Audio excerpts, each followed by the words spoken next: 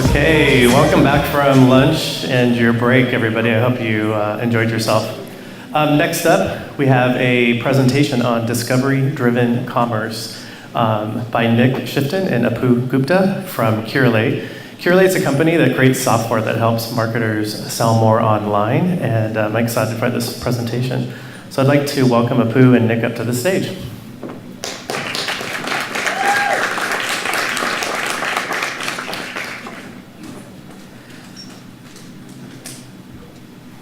Hey everyone, how are you this afternoon? All right. So my name is Apu Gupta, and I'm joined by Nick Shiftan. We're the co-founders of Curelate. We work with over 850 of the world's most loved brands to help them sell more effectively online. And today, we're going to talk to you about why discovery is becoming a vital part of digital commerce. And we're going to do this in two parts. I'm going to start, and Nick's going to bring it home. A couple of years ago, I had kids.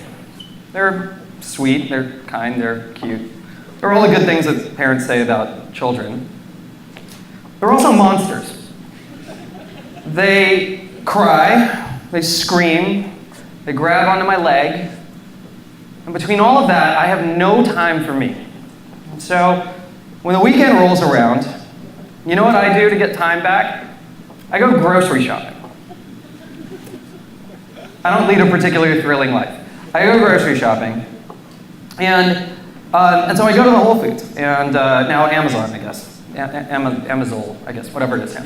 And I go to the Whole Foods, and I, for no other reason, just to escape my house. And but sometimes on the weekends it gets really hectic, and I don't have time to go to the Whole Foods, and so we log on to Instacart and we order our stuff there. And I noticed something fascinating. When I go to the store, I spend more. I spend a lot more.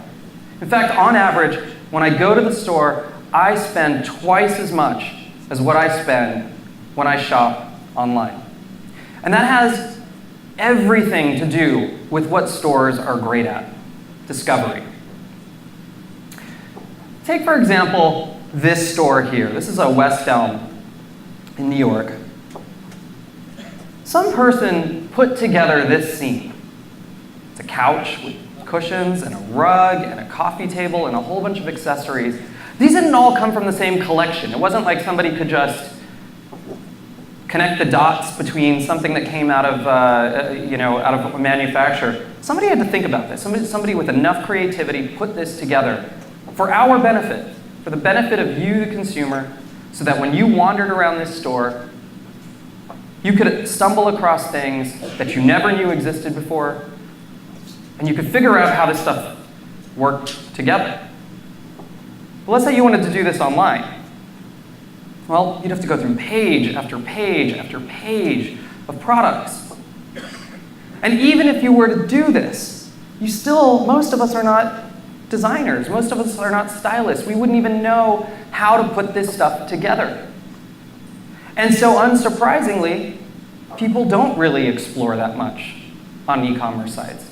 And they don't end up buying the stuff that they don't know exists. And that's reflected in the data. 80% of people who shop in store admit to buying stuff that they didn't intend to buy. But online, only about 20% do. And this isn't like some pack of gum at the cash register. These unintended purchases, 40% of these unintended purchases are for more than $50. That's a huge chunk of an online order value. And this has everything to do with the fact that walking around the aisles of a store is easy, but browsing the aisles of e-commerce is hard. And that's because e-commerce stores are basically catalogs. But unlike a paper catalog, these things have a limitless number of pages, which means it's really easy to have thousands, tens of thousands, or if you're Amazon, nearly 500 million products in your catalog. Which means unlike a paper catalog, this isn't something that you could just flip through really easily. And so when we go to an e-commerce site, it makes discovering products really, really hard. Let's say I wanted to buy a new sport coat. Could go to the store, and I could go to the sport coat section of the store, and I could look around. And I would see a lot of different sport coats, and a lot of different colors, and a lot of different patterns. And some helpful store associate would take a look at what I'm looking at and say, that's cool. Why don't you try mixing it up with some other stuff too? When I go online, however, I go to the sport coat section, I end up seeing this navy blue blazer. And that helpful store associate, that's a recommendations engine. And here's what it recommends to me. A whole bunch of stuff that looks exactly like what I just looked at. There's no diversity here. There's no way for me to break out of the stuff that I already know. And this is a real problem. Because e-commerce, digital commerce, is at a tipping point. We are witnessing a massive shift from shopping in store to buying online. And if we don't figure out as brands how to introduce people to things that they never knew existed, to things that never knew they needed in their lives, our biggest threat is not going to be some e-commerce giant. Our biggest threat is going to come from the fact that people just buy less. And so we have to figure out how to solve the discovery problem online. And it turns out that there's actually a part of the web that's really great at discovery. It's the social web. Every single day, streams of content flow to your phone. You don't go browsing for it, you don't go looking for it. It appears in your phone. And that content leads you to learning about things that you never knew about before. Here's a post a friend of mine put on Facebook. He happens to be wearing a blazer. Happens to be a sport coat that I would never in a million years have thought that any professional should wear. Turns out he's a venture capitalist and he's way more successful than I am. So, hey, I learned something today. And brands know this. That's why brands have embraced social. Sure, there's the reach piece and all of that, but they've embraced social as a means of telling stories. Here, Pottery Barn has created a piece of content. Somebody at Pottery Barn went and took a photograph and created an asset. And this asset happens to depict a bunch of products. And every single one of these products is available at Pottery Barn. When you look at this photo, most people who look at this photo will think that this is a photo about a bed or a bedspread. Maybe the sort of lounge thing, whatever you call that. I'm not a stylist. But whatever you call that at the end of the bed. Well, it turns out, because of the limitations in e-commerce, Pottery Barn had to make a choice. They had to choose where they were going to send consumers who discovered this piece of content, right? Keep in mind, nobody picks up Facebook in the morning and says, hey, I'm going to go shopping on Facebook, right? But marketers put this stuff on Facebook, and it creates a thumb-stopping moment where you go, what's that? And so for the person who said, what's that? What's in that photo? Pottery Barn needed to decide where they were going to send that customer. Now, keep in mind, there's a lot of products in this photo, but Pottery Barn, because of the way their e-com site works, they had to choose one. And so where did they decide to send this customer? To a rug. Probably the least obvious product in this entire photo is the rug. It's at the bottom, obviously, of the page. It's not the first thing that most people would think about. And it turns out that this frustrates the heck out of customers. Every single day, marketers are creating beautiful content about products. They're pushing it out to these channels, and all of that discovery is immediately leading to disappointment. Take, for example, this image that Nordstrom put on Facebook. There's clearly 4 products depicted in this image.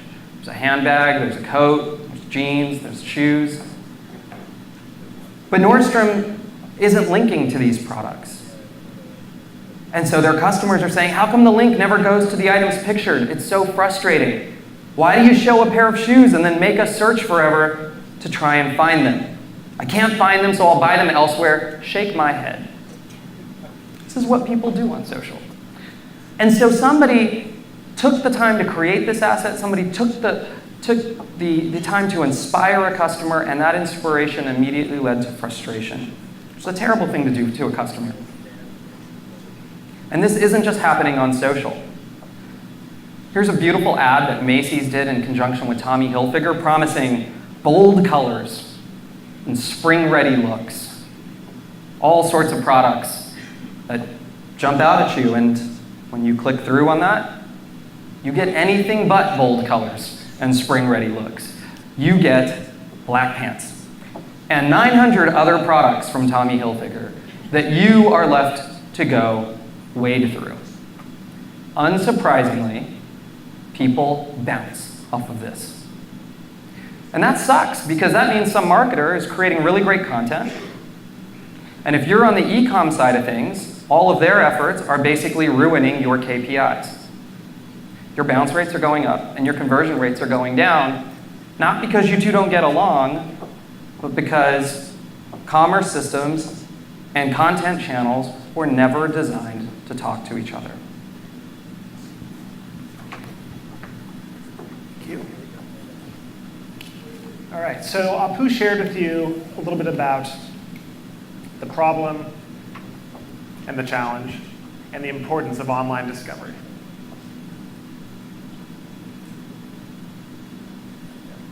I want to tell you a little bit about how we're thinking about tackling the problem. We've spent now 5 years looking at this problem of online discovery. But it turns out we're not the only people in the industry thinking about it. In fact, Amazon is thinking about this very problem. Last September, 7 engineers and researchers from Amazon flew to Boston to present a paper at the RecSys conference, the Recommendation Systems Conference. And the paper was titled Adaptive Personalized Diversity for Visual Discovery. And in the paper, they write that search queries are appropriate when users have explicit intent, but they perform poorly when the intent is either difficult to express or the user is simply looking to be inspired. Visual browsing systems allow e-commerce platforms to address these scenarios while offering the user an engaging shopping experience. These researchers clearly recognize that search, which is really the foundation of modern e-commerce, search has its limitations. It really doesn't work for users who aren't searching for something specific, who simply want to be inspired or to discover a new brand or a new product. And Amazon came to the same conclusion as us, which is that to truly power online discovery, you need visual diversity. In other words, you need compelling visual content, and you need a lot of it. Now, Amazon has a lot of smart people working for them. I see a bunch in the room. And I'm sure together they put out a ton of academic papers each year. So why do we think this paper was so important? Well, we think it's important because of what happened next, which is that in December of last year, Amazon took the advice of its researchers and actually implemented this visual browsing system they described. They call it Amazon New and Interesting Finds, and significantly, they placed it in the single most valuable piece of real estate on Amazon.com, which is the top 55 pixels of the homepage. Now, when Amazon does something like purchase Whole Foods, it gets a lot of press coverage. I think it's safe to say that the rollout of this feature didn't get the same amount of coverage. But I would argue that its importance really cannot be overstated. Amazon is legendary for the rigor with which it makes data-driven decisions. And so I am very confident that there are dozens of teams at Amazon who have been clamoring to take over this real estate and try another experiment. And yet 7 months later, this real estate is still occupied by new and interesting finds. So what does it look like? I think overall, it looks nothing like Amazon. There is no search bar. There are no product descriptions. There are no prices. There's virtually no text at all. Overall, though, I think this is the closest I've ever come to virtually walking the aisles of Amazon.com. I think it's a pretty damn cool experience. But to be fair, Amazon is not the only e-commerce company tackling the online discovery problem. Years before Amazon came up with new and interesting finds, Urban Outfitters launched an initiative they called UO Community. Urban recognized that their e-com site and their category listing pages really couldn't match the experience of walking through one of their physical stores.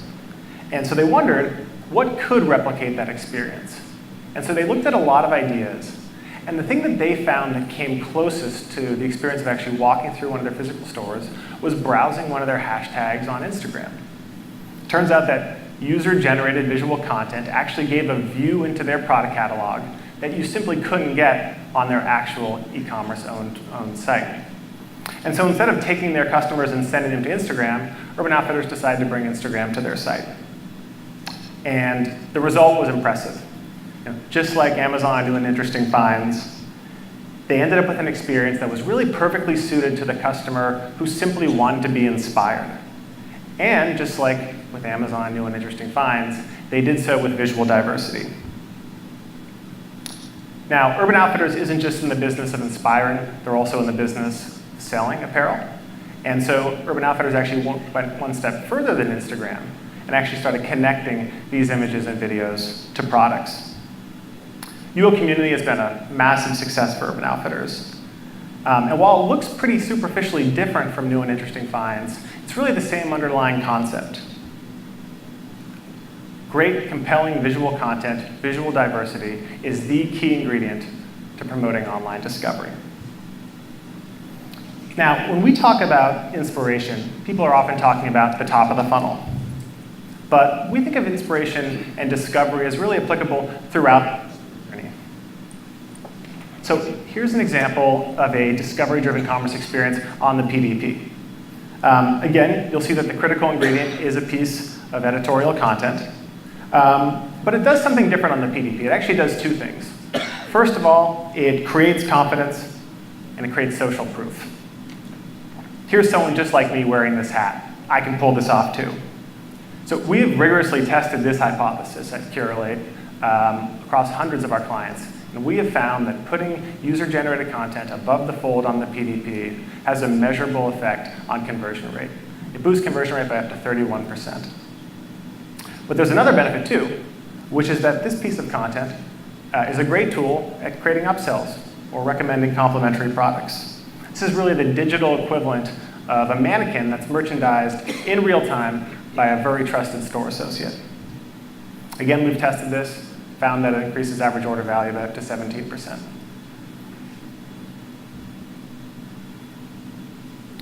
So channels like Instagram haven't just changed our expectations for what content online should look like. They've also changed our expectations for how we should engage with this content. And Facebook and Instagram are really so ubiquitous that when they introduce support for a new gesture, something as simple as tapping on a photo to see what's contained within, overnight there really becomes this expectation online that the whole web will work this way. And that's a good thing, because the smartest digital marketers are embracing it. This pattern is actually a great way to truly inspire and foster discovery online. And again, great visual content's at the core of it. Of course, visual discovery doesn't just mean discovery via images and video. Our ancestors thousands of years ago discovered via cave paintings. Today we may discover via JPEGs and MPEGs. In the future we may discover via virtual reality and augmented reality. One medium that we think is actually really interesting for promoting discovery online is 360 content. All of your customers are well aware of 360 content thanks to the ubiquity of Google Street View. And we think of 360 content as a really compelling way to truly recreate the in-store experience. This is an example of one of our home goods clients using a 360 image to allow their online customers to virtually walk through their store, explore their catalog, and ultimately buy.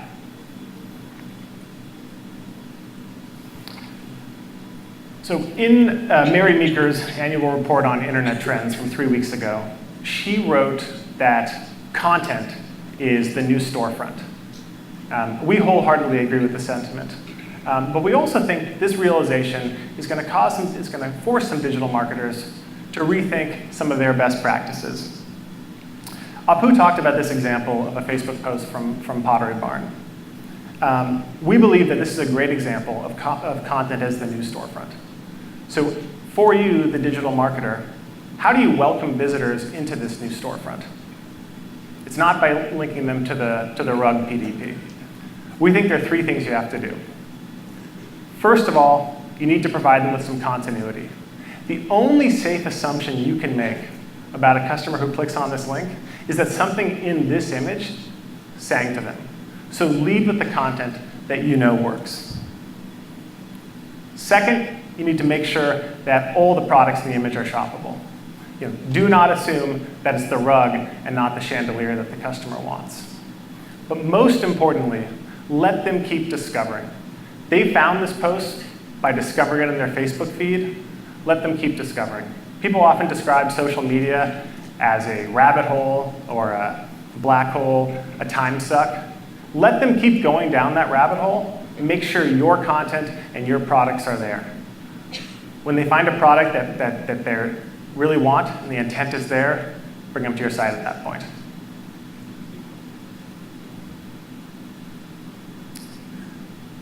Now, I showed you a bunch of examples of online discovery experiences, and we're obviously highly biased. We think these are pretty cool. We think they're so cool, in fact, that it's almost a shame that the outcome from all of them is just a link to PDP. Wouldn't it be great if we could just cut the PDP out entirely? If we could truly shorten the distance from the point of discovery to the point of purchase? Well, we wanted to run an experiment to see if this was possible. So 3 weeks ago, we took our Like to Buy product, which you see on the left.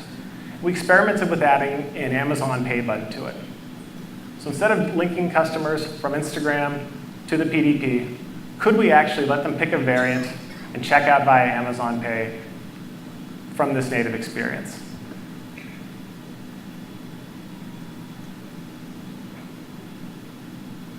The results have been astounding. We launched with a small number of clients, including Motor Operandi, which you see here. And the early results show that overnight, up to 40% of their Instagram transactions, their transactions from Instagram, went through Amazon Pay. And more importantly, because these customers coming through Amazon Pay did not have to enter shipping details, did not have to enter their credit card number, the conversion rate when they clicked on Amazon Pay was over 35%.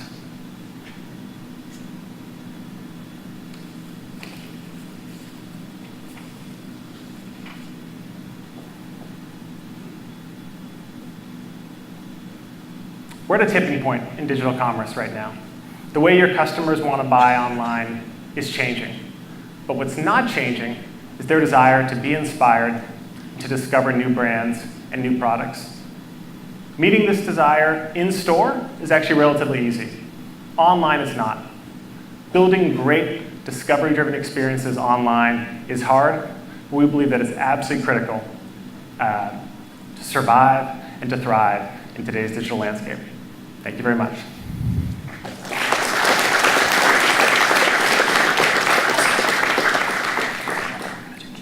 Okay, cool. Cool. We have like 5 minutes. If there are any questions from the audience, here we have a couple minutes. Yep, in the back. Is there any place that we can go to like demo this and see how it works? The Amazon Pay example? Just purely, generally. I want to see from Instagram to the card. I want to try that. Yep, you can go to Motor Operandi's Instagram, and you click on the link in their bio. We also Lulu's, another one of our beta partners for this. You can go there as well. So that's the simplest way to sort of experience this Amazon Pay. Hello? Sorry. Yes. Sorry. Where did that voice? Something just came from the ceiling. It's me right here. Oh my God. It's me. I'm a Super ghost. disconcerting. I had all this light in my face, and I was just hearing words from this. Thank you. No, I wanted to ask. Also, you're wearing green, and you look like the seats behind you are green, and so sorry. It's by intention.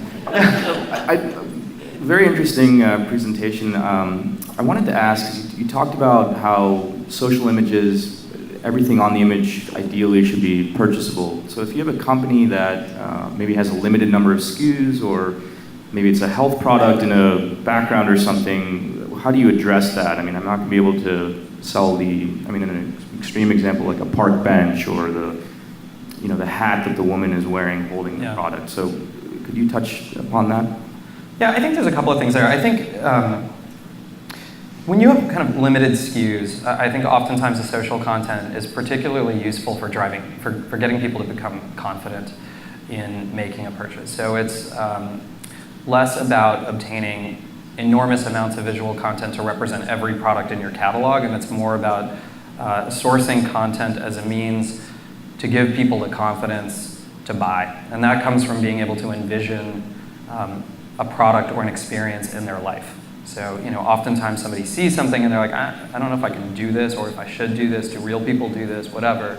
And being able to see that from a community of people sort of offers a social proof. The other thing that we think a lot about, though, is you gotta just sort of think about the vanity of people online, right? And, think about your own experiences with social. If you go onto Instagram and you post a photo on Instagram, a lot of us go back to Instagram within a few minutes and check how many likes we get, right? I mean, we're vain at heart. And so when you, as a brand, say, hey, I'd love to feature that image on my site, you're paying that person a huge compliment. You're saying, like, that content is so great, I want to highlight it. And we see people literally take screenshots of that, of their content on a brand's website. We'll see people take screenshots of that and then Instagram that. And you can't buy love like that. Like, that's amazing. And you, by the way, you're not paying for that content. You're just asking for it. And they'll give it to you. It's an incredible thing to do for your community, to build your brand as well as to sell product. Yeah? I realize that you're beta testing right now. Can you talk to all of us some of the economic models that you're in terms of how people charge for it? What have you got? Which I understand. Yeah, that's a good question. So the question was, how are we going to make money? Look, we're a startup. I don't know. Making money is something you think about later, I guess. No, we are a SaaS platform. So generally speaking, our clients subscribe to our platform. Anything we can do to drive purchase volume for our clients, we'll do it. And because ultimately it makes our platform stickier. And so we tend to get paid by the fact that people subscribe to our platform. We don't really want to be a tax, if you will, on transactions. And so that's not really a model that we've entertained. I think we may have time for one more, if there is any. Yes? No, you can shout it out. The mic and I don't really get along, evidently. So, yeah, actionable images there, and using 360 there, that's really cool, clever. Just wanted to hear your thoughts on where you think, so I'm an advocate of VR and AR, and wanted to hear your thoughts on the direction that stuff like that might be going in with e-commerce. Yeah. I think in terms of industries on the adoption curve, e-commerce is pretty late. E-commerce is embracing 360 content after Street View has had it for probably close to a decade now. So I think it's a few years until we see any real wide-scale e-commerce applications for VR, AR. I will say the term VR and AR, if you bring it up in a room of digital marketers, like, you see fear in their eyes. So they know it's on the horizon, but I think it's a few years away still. Oh, thanks. Awesome. Thanks, folks.